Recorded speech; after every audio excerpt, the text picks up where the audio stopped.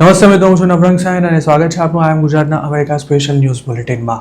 બુધવાર મે 27ના સમાચારોમાં જોઈશું. વર્જિનિયામાં કન્વિનિયન્સ સ્ટોરની અંદર શૂટ કરી દેવાયેલા ગુજરાતી મહિલા મેઘનાબેન પટેલના મોતના મામલામાં થયેલા કેટલાક નવા અને ચોંકાવનારા ખુલાસાની માહિતી જાણીશું. DHSના એક નવા મેમોને કારણે હવે અસાયલમ માટે ફેક સ્ટોરી રજૂ કરનારા લોકોની સાથે સાથે કેમ તેમના ઇમિગ્રેશન લોયર્સ પર પણ ભીંસ વધી શકે છે તેની વિગતો, તેમજ એક અનડોક્યુમેન્ટેડ ઇન્ડિયન ટ્રક ડ્રાઈવર કરેલા અકસ્માતમાં 3 લોકોના મોત થયા બાદ ફ્લોરિડાએ કેલિફોર્નિયા અને વોશિંગ્ટન સ્ટેટ સામે સુપ્રીમ કોર્ટમાં જે લોસૂટ ફાઇલ કર્યો હતો તેનું શું થયું તેની વાત મે 27ના આ ન્યૂઝ બુલેટિનમાં.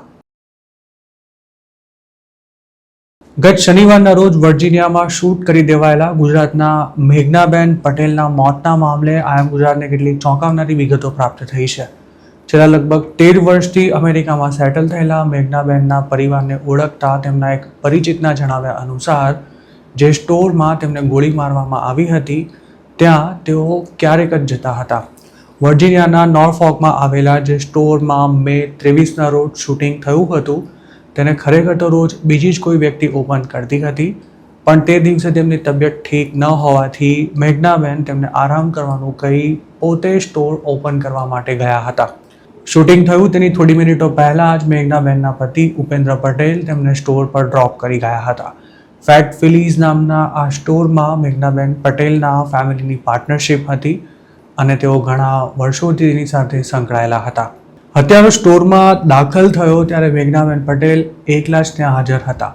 તેમના પર મલ્ટિપલ શોટ્સ ફાયર કરવામાં આવ્યા હોવાથી પોલીસ પહોંચી ત્યાં સુધીમાં આ ગુજરાતી મહિલાનું મોત થઈ ચૂક્યું હતું અને તેમને સ્થળ પર જ મૃત જાહેર કરવામાં આવ્યા હતા. મેઘનાબેનનો આ સ્ટોર પણ સવારે 9 વાગે જ ખુલતો હતો, પણ સમર સિઝનમાં જ તેને 8 વાગે ઓપન કરવાનું શરૂ કરાયું હતું. જો આ સ્ટોર 9 વાગે જ ખુલતો હોત કે પછી મેઘનાબેન તે દિવસે સ્ટોર ઓપન કરવા માટે ન ગયા હોત તો કદાચ તેમનો જીવ બચી ગયો હોત. 47 વર્ષીય મેઘનાબેનના અંતિમ સંસ્કાર મે 29ના રોજ સવારે 10 વાગે વર્જિનિયામાં જ કરવામાં આવશે. મેઘનાબેન પોતાની પાછળ 2 સંતાનો અને પતિને વિલાપ કરતા મૂકી ગયા છે. આઈ એમ ગુજરાતને મળેલી માહિતી અનુસાર તેમની ફેમિલી 2013ના અરસામાં અમેરિકા મૂવ થઈ હતી અને તેઓ શરૂઆતથી જ વર્જિનિયામાં રહેતા હતા. અમે મેઘનાબેનના પતિનો સંપર્ક કરવા માટે પણ પ્રયાસ કર્યા હતા, પણ તેમની સાથે વાત નહોતી થઈ શકી. આ પરિવાર મહેસાણા જિલ્લાના વિજાપુર તાલુકાના જંત્રાલ ગામનો વતની છે. મૃતક મેઘનાબેનના પિતા કરશનભાઈ પટેલે અમારા સાથે એકવાર ટાઈમ્સ ઓફ ઇન્ડિયા સાથે વાત કરતા જણાવ્યું હતું કે મેઘનાબેનને માત્ર અડધો કલાક પહેલા જ સ્ટોર પર ઉતારીને તેમના પતિ બીજા સ્ટોર પર ગયા હતા. આ કપલ અલગ અલગ સ્ટોરમાં કામ કરતું હતું. મેઘનાબેનને ઓળખતા લોકોના જણાવ્યા અનુસાર તેઓ મૃદુભાષી અને મળતાવડા સ્વભાવના હતા, તેમજ હંમેશા લોકોને મદદ કરવા માટે તૈયાર રહેતા હતા. મેઘનાબેન પર શૂટિંગ કરવામાં આવ્યું તે સમગ્ર ઘટના સ્ટોરમાં લાગેલા CCTVમાં કેપ્ચર થઈ ગઈ હતી, જેના ફૂટેજ હાલ ખાસા વાયરલ થઈ રહ્યા છે. આ વિડીયોમાં જોઈ શકાય છે કે માત્ર 26 સેકન્ડમાં હત્યારો મેઘનાબેન સાથે કંઈક વાત કર્યા બાદ તેમના પર ધડાધડ ગોળીબાર કરે છે. મેઘનાબેન પહેલો શોટ વાગ્યો ત્યારે જ પડી ગયા હતા અને ત્યારબાદ હત્યારાએ કેશ રજિસ્ટરની ઉપર ચડીને પણ અમુક શોટ્સ ફાયર કર્યા હતા અને પછી ત્યાંથી ભાગી ગયો હતો. આ શૂટિંગ સવારે 8:30 વાગ્યાની આસપાસ થયું હતું. પોલીસે મે 26ના રોજ મૃતકની સાથે સાથે હત્યારાની ઓળખ પણ કન્ફર્મ કરી હતી. મેઘનાબેનને ગોળી મારનારા શખ્સની ઉંમર 20 વર્ષ હતી. સ્ટોરમાં શૂટિંગ કરતા પહેલા તેણે બહાર પોતાના સાવકા પિતાને ગોળી મારી હતી અને ત્યારબાદ તે પોતાની કાર લઈને ક્રાઇમ સીન પરથી ભાગી છૂટ્યો હતો. જોકે પોલીસ હત્યારાને પકડે તે પહેલાં જ તે કારમાં જ મૃત હાલતમાં મળી આવ્યો હતો અને તેના શરીર પર પણ ગોળી વાગવાનું નિશાન હતું. આમ તો અમેરિકામાં આ પ્રકારના જેટલા પણ શૂટિંગ થયા છે તે લૂંટના ઈરાદે જ કરવામાં આવતા હોય છે, પણ મેઘનાબેનની હત્યા પાછળ આવું કોઈ કારણ જવાબદાર નહોતું, કારણ કે તેમને શૂટ કર્યા બાદ હત્યારો કંઈ લીધા વિના જ સ્ટોરમાંથી ભાગી ગયો હતો. તેના સાવકા પિતાની સ્થિતિ પણ હાલ ગંભીર ગણાવાઈ રહી છે અને તેઓ વેન્ટિલેટર પર છે. મેઘનાબેન પર ગત શનિવારે ફાયરિંગ થયું હતું, પણ લોકલ પોલીસે તેમનું નામ જાહેર ન કર્યું હોવાથી અમેરિકામાં રહેતા ગુજરાતીઓ પણ આ ઘટનાથી અજાણ હતા. મંગળવારે જ્યારે તેના સમાચાર ઇન્ડિયા સુધી પહોંચ્યા ત્યારે પણ આ ઘટના ક્યાં બની હતી અને શૂટિંગ કેમ થયું હતું તે નહોતું જાણી શકાયું. જોકે સોમવાર રાતથી જ આ ઘટનાના મેસેજ અને તેનો વિડીયો અમેરિકામાં વોટ્સએપ પર સર્ક્યુલેટ થવાનું શરૂ થઈ ગયું હતું.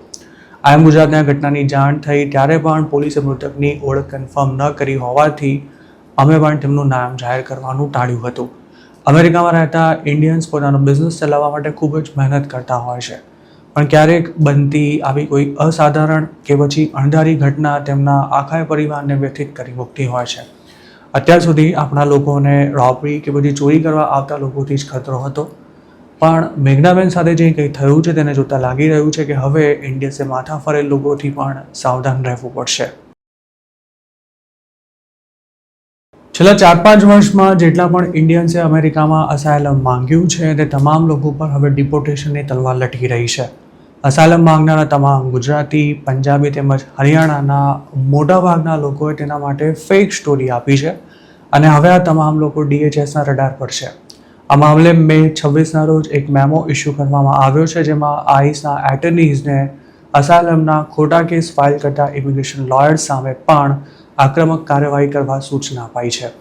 અમેરિકાની સરકાર હવે અસાયલમના ખોટા દાવાને કોર્ટમાં રજૂ કરતા ઇમિગ્રેશન એટર્નીઝની સામે પણ શિક્ષાત્મક પગલાં લઈ શકે છે, જેમાં તેમને ઇમિગ્રેશન કોર્ટમાં પ્રેક્ટિસ કરતા અટકાવવાથી લઈને દંડ ફટકારવા ઉપરાંત તેમની સામે ક્રિમિનલ ચાર્જીસ ફાઇલ કરવાનો પણ સમાવેશ થાય છે. આ મેમો DHSના જનરલ કાઉન્સિલ જેમ્સ પર્સિવલ દ્વારા ઇસ્યુ કરાયો છે, જેમાં ઇમિગ્રેશન કોર્ટમાં અસાયલમના ફેક દાવા કરતા ઇમિગ્રેશન એટર્નીઝને ટાર્ગેટ કરવા તાકીદ કરાઈ છે. અસાયલમ માંગનારા લગભગ તમામ લોકો જાણે છે કે ટ્રમ્પ કોઈને ગ્રીન કાર્ડ નથી આપવાના, પણ આ લોકો કેસને બને તેટલો લાંબો ખેંચી અમેરિકામાં જ રહેવા માંગે છે. તેના માટે વકીલને પણ સામાન્ય ફી ચૂકવવાની હોય છે. સરકાર વર્ક પરમિટ પણ આપતી હોવાથી તેઓ લીગલી કામ કરી શકે છે, પણ ઇમિગ્રેશન કોર્ટ્સમાં પેન્ડિંગ પડેલા કેસોની સંખ્યા ઘટાડવા અને અમેરિકામાં પ્રેક્ટિસ કરતા વકીલોને ખોટા કેસ કરતા રોકવા માટે હવે ટ્રમ્પ સરકારે કમર કસી છે, જેના ભાગરૂપે જ આ મેમો ઇસ્યુ કરવામાં આવ્યો હોવાનું મનાઈ રહ્યું છે.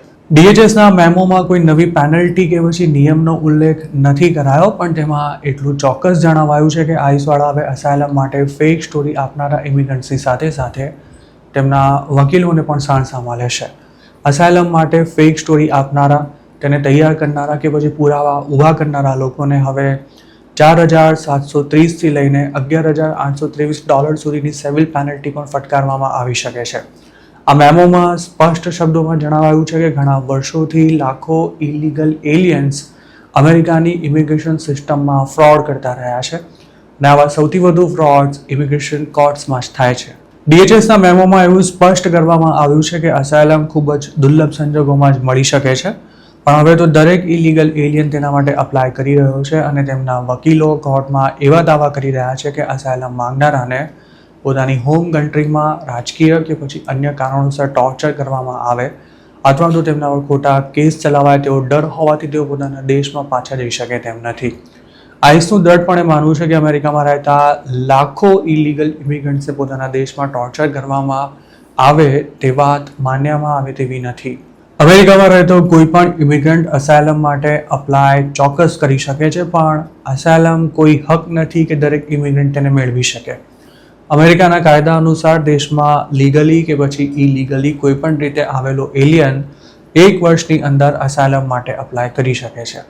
જોકે અસાયલમ મેળવવા માટે તેણે પોતાને હોમ કન્ટ્રીમાં કેમ જોખમ છે તેના મજબૂત પુરાવા રજૂ કરવા પડતા હોય છે. અસાયલમ માંગનારા ઇન્ડિયન્સની જો વાત કરીએ તો મોટાભાગના લોકોએ પોતે અમુક રાજકીય પક્ષ સાથે સંકળાયેલા હોવાથી કે પછી અમુક ધર્મમાં માનતા હોવાથી ઇન્ડિયામાં ખતરો છે તેવી ખોટી સ્ટોરીઝ ઊભી કરી છે.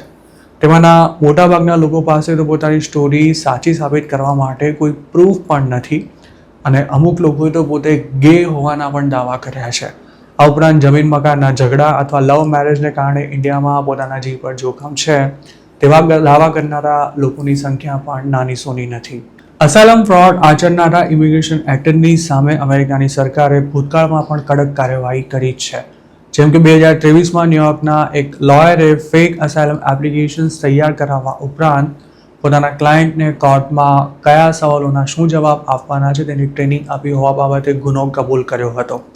2021માં તો ફ્લોરિડાના એક કહેવાતા ઇમિગ્રેશન એટર્નીને અસાયલમની સેંકડો ફેક એપ્લિકેશન ફાઇલ કરવા બદલ 20 વર્ષની જેલની સજા ફટકારવામાં આવી હતી અને 2019માં ન્યુયોર્કના ક્વીન્સના ઇમિગ્રેશન એટર્નીને અસાયલમ ફ્રોડના કેસમાં 5 વર્ષની જેલની સજા થઈ હતી.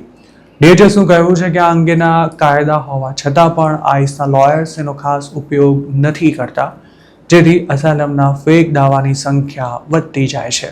એક્સપર્ટ્સનું માનીએ તો અમેરિકા હવે ઝીરો અસાયલમ તરફ આગળ વધી રહ્યું છે.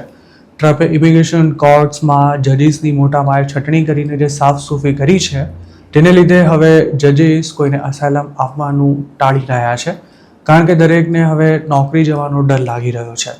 આ ઉપરાંત જે નવી ભરતી કરવામાં આવી રહી છે તેમાં એવા લોકોનું સિલેક્શન થઈ રહ્યું છે કે જે ટ્રમ્પની ઇમિગ્રેશન પોલિસી અને માસ ડિપોર્ટેશનના તરફદાર છે.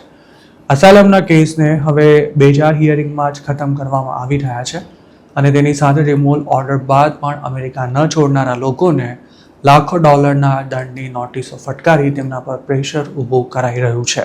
ડોનાલ્ડ ટ્રમ્પ તો અનેક વાર અસાયલમને મજાક સમાન ગણાવી ચૂક્યા છે અને અમેરિકાના વાઇસ પ્રેસિડેન્ટ JD વેન્સે પણ અસાયલમ માંગનારા લોકોને ઇકોનોમિક ઇમિગ્રન્ટ ગણાવતા તેઓ માત્ર ડોલર કમાવા માટે જ અમેરિકા આવતા હોવાનું તાજેતરમાં એક સ્ટેટમેન્ટ આપ્યું હતું. બાઇડનના કાર્યકાળમાં અસાયલમ માંગનારાને 5 વર્ષની વર્ક પરમિટ મળતી હતી અને તે ઓટોમેટિક રિન્યૂ પણ થઈ જતી હતી. પણ ટ્રમ્પે તેની વેલિડિટીને ઘટાડીને 1.5 વર્ષ કરી નાખી છે અને ઓટોમેટિક રિન્યુઅલ પણ બંધ કરી દીધું હોવાથી વર્ક પરમિટ રિન્યૂ કરાવવાની આવે તે પહેલાં જ ઘણા ઇન્ડિયન્સને ફાઇનલ રિમૂવલ ઓર્ડર મળી જાય તેવી પણ શક્યતા છે. અસાયલમનો કેસ લાંબો ખેંચવા લોકો છેલ્લી ઘડીએ સ્ટેટ બદલી નાખવાની ટ્રેક પણ અજમાવતા હોય છે, પણ હવે તેના પર પણ જલ્દી સખ્ત નિયંત્રણો મૂકી દેવાય તેવી પૂરી શક્યતા છે. ઇલીગલ ઇમિગ્રન્ટ્સને કમર્શિયલ ટ્રક ચલાવવાનું લાયસન્સ આપવા સામે ફ્લોરિડાએ કેલિફોર્નિયા અને વોશિંગ્ટન સ્ટેટ સામે ફાઇલ કરેલા લો સૂટને સુપ્રીમ કોર્ટે ફગાવી દીધો છે. ફ્લોરિડામાં ગયા વર્ષે એક ભારતીય ટ્રક ડ્રાઈવર હરજિંદર સિંઘે કરેલા અકસ્માતમાં 3 લોકોના મોત થઈ જતા આ કેસ કરવામાં આવ્યો હતો. ફ્લોરિડાનો દાવો હતો કે આરોપી હરજિંદર પાસે અમેરિકામાં લીગલ સ્ટેટસ ન હોવા છતાં પણ તેને કેલિફોર્નિયા અને વોશિંગ્ટન દ્વારા ટ્રક ચલાવવાનું લાયસન્સ આપી દેવાયું હતું. ફ્લોરિડાના ટર્ન પાઇકમાં થયેલા આ અકસ્માતમાં 18 વ્હીલર ટ્રક ચલાવી રહેલા હરજિંદરે ખોટો યુ-ટર્ન લેતા એક મિની વેન ધડાકાભેર તેની ટ્રક સાથે અથડાઈ હતી અને તેમાં સવાર 3 લોકોના મોત થઈ ગયા હતા. આ અકસ્માત પર અમેરિકામાં રાજકારણ પણ ખાસ્સું ગરમાયું હતું. ફ્લોરિડાએ દાવો કર્યો હતો કે હરજિંદરને અયોગ્ય રીતે ટ્રક ચલાવવાનું લાયસન્સ અપાયું હતું. આ કેસમાં હાલ હરજિંદર જેલમાં છે. તેણે પોતાના પર લાગેલા ચાર્જીસને સ્વીકારવાનો ઇનકાર કર્યો છે અને ટ્રાયલ ડેટ પણ હજુ સુધી નક્કી નથી કરાઈ. આગામી દિવસોમાં અનડોક્યુમેન્ટેડ ઇમિગ્રન્ટને ઇન્ડિયા ડિપોર્ટ કરવામાં પણ આવી શકે છે. ફ્લોરિડાએ જે 2 ડેમોક્રેટ સ્ટેટ સામે કેસ કર્યો હતો તેને મંગળવારના રોજ સુપ્રીમ કોર્ટે કોઈ કમેન્ટ કર્યા વિના જ ફગાવી દીધો હતો. આ કેસને પહેલેથી જ પોલિટિકલ સ્ટન્ટ ગણાવાઈ રહ્યો હતો. સુપ્રીમ કોર્ટે તેને ફગાવી દેતા હવે તેનું પ્રકરણ પણ પૂરું થઈ ગયું છે. ફ્લોરિડાના એટર્ની જનરલ જેમ્સ આટમેરે આ મામલે સીધો સુપ્રીમ કોર્ટમાં કેસ ફાઇલ કરી કેલિફોર્નિયા અને વોશિંગ્ટનને ટાર્ગેટ કર્યા હતા. આ લોસૂટમાં દાવો કરવામાં આવ્યો હતો કે ડેમોક્રેટિક સ્ટેટ્સ ફેડરલ ઇમિગ્રેશન લોનો ભંગ કરી લોકોની સુરક્ષાને જોખમમાં મૂકી રહ્યા છે. આ સ્ટેટ્સ એવા અનડોક્યુમેન્ટેડ ઇમિગ્રન્ટ્સને કમર્શિયલ વાહન ચલાવવાના લાયસન્સ આપી દે છે કે જેમને ન યોગ્ય ટ્રેનિંગ મળી છે કે ન તો તેઓ રોડ સાયન્સ સમજી શકે છે. ડેમોક્રેટિક સ્ટેટ્સમાંથી લાયસન્સ મેળવનારા આ ડ્રાઈવર્સ અમેરિકાના અન્ય રાજ્યોમાં પણ ફરતા રહે છે અને લોકોના જીવ જોખમમાં મૂકે છે તેવો પણ ફ્લોરિડાનો દાવો હતો. આ લોસૂટને આયોવા સહિતના 16 રાજ્યોએ પણ ટેકો આપ્યો હતો. જોકે કેલિફોર્નિયા અને વોશિંગ્ટન સ્ટેટ્સના વકીલોની એવી દલીલ હતી કે આ મુદ્દાને સુપ્રીમ કોર્ટ સમક્ષ લાવવાનો કોઈ મતલબ જ નથી. વોશિંગ્ટનના એટર્ની જનરલે આ લોસૂટને પોલિટિકલ સ્ટન્ટ ગણાવ્યો હતો તેમજ તેમાં કરવામાં આવેલા આક્ષેપોને પણ ફગાવી દીધા હતા. અમેરિકામાં ગયા વર્ષે અનડોક્યુમેન્ટેડ ઇન્ડિયન ટ્રક ડ્રાઈવર્સની સંડોવણી ધરાવતા અકસ્માતોને કારણે ટ્રમ્પ સરકારે કેલિફોર્નિયા સહિતના રાજ્યોને ટાર્ગેટ કર્યા હતા. યુએસમાં ટ્રક ચલાવવાનું કામ કરતા સૌથી વધુ ઇન્ડિયન્સે કેલિફોર્નિયામાંથી જ લાયસન્સ મેળવ્યા છે.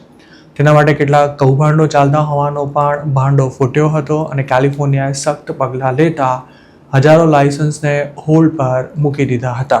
અનડોક્યુમેન્ટેડ ટ્રક ડ્રાઈવર્સે કરેલા અકસ્માત અને તેમણે લાયસન્સ લેવા માટે કરેલી કથિત ગેરરીતિને લીધે ટ્રમ્પ એડમિનિસ્ટ્રેશને ઇમિગ્રન્ટ્સને કમર્શિયલ ટ્રક લાયસન્સ આપવાના નિયમોને ખૂબ જ સખ્ત બનાવી દીધા હતા, જેના કારણે હજારો ઇન્ડિયન ટ્રક ડ્રાઈવર્સને આ કામ બંધ કરવાની નોબત આવી હતી. જોકે સરકારે બનાવેલા ઇમરજન્સી રૂલને ફેડરલ કોર્ટમાં ચેલેન્જ કરાયા બાદ વોશિંગ્ટન ડીસીની કોર્ટે તેના પર હંગામી રોક લગાવી હતી. અગાઉ અમેરિકાના અમુક સ્ટેટ્સમાં અસાયલમ માંગનારા તેમજ રેફ્યુજી હોય તેવા વર્ક પરમિટ હોલ્ડર્સને પણ કમર્શિયલ ટ્રક ચલાવવાનું લાયસન્સ ઇસ્યુ કરાતું હતું. જોકે ટ્રમ્પ સરકારે તેના પર પ્રતિબંધ મૂકી દેતા અમુક પ્રકારના વર્ક વિઝા ધરાવતા લોકોને જ લાયસન્સ મળી શકે તેવો કાયદો બનાવ્યો હતો. ફ્લોરિડાએ આ મામલે જે કેસ કર્યો હતો તેમાં એવી દલીલ કરાઈ હતી કે હરજિંદરે જે અકસ્માત કર્યો હતો તેને નિવારી શકાય તેમ હતો. સ્ટેટના એટર્નીએ એવો પણ દાવો કર્યો હતો કે હરજિંદરને ન ઇંગ્લિશ આવડતું હતું કે ન તો તેને ટ્રાફિક સાયન્સમાં કશી સમજ પડી હતી. આ કેસ ઓક્ટોબરમાં ફાઇલ કરવામાં આવ્યો હતો. ફ્લોરિડાની એવી દલીલ હતી કે કેલિફોર્નિયા અને વોશિંગ્ટન જેવા રાજ્યોની પોલિસીને કારણે ફ્લોરિડાની પોલીસનું કામ વધી જાય છે. જોકે સુપ્રીમ કોર્ટે આ દાવાને રિજેક્ટ કર્યો ત્યારે તેના બે કન્ઝર્વેટિવ જજીસે તેની સામે અસંતોષ વ્યક્ત કર્યો હતો. આ મામલે જસ્ટિસ થોમસે એવી ટિપ્પણી કરી હતી કે સ્ટેટ્સ વચ્ચેના વિવાદને સાંભળવો જરૂરી હતો, તેમજ જે ઇલીગલ એલિયન્સને ઇંગ્લિશમાં સમજ ન પડતી હોય અને રોડ સાયન્સનું નોલેજ ન હોય તે 80,000 પાઉન્ડ વજન ધરાવતું ટ્રક ચલાવવાનું લાયસન્સ ક્યારે પણ ન મેળવી શકે. તો મિત્રો, આ હતા અમેરિકાના આજના મુખ્ય સમાચાર. આપને જો મારી રજૂઆત પસંદ આવ્યો હોય તો આ વિડીયોને લાઇક અને શેર કરવાનું તેમજ આઈ એમ ગુજરાતની યુટ્યુબ ચેનલને સબસ્ક્રાઇબ કરવાનું ભૂલશો નહીં, કારણ કે આ ચેનલ પર આપને મળશે અમેરિકામાં રહેતા ગુજરાતીઓ માટેના તમામ મહત્વના સમાચાર અને તે પણ આપની પોતાની ભાષામાં. આપ જો મારી સાથે કોઈ ટિપ શેર કરવા માંગતા હો તો હાલ સ્ક્રીન પર દેખાડેલા વોટ્સઅપ નંબર પર પણ અમારો સંપર્ક કરી શકો છો. આપની ઓળખ ગુપ્ત રાખવામાં આવશે.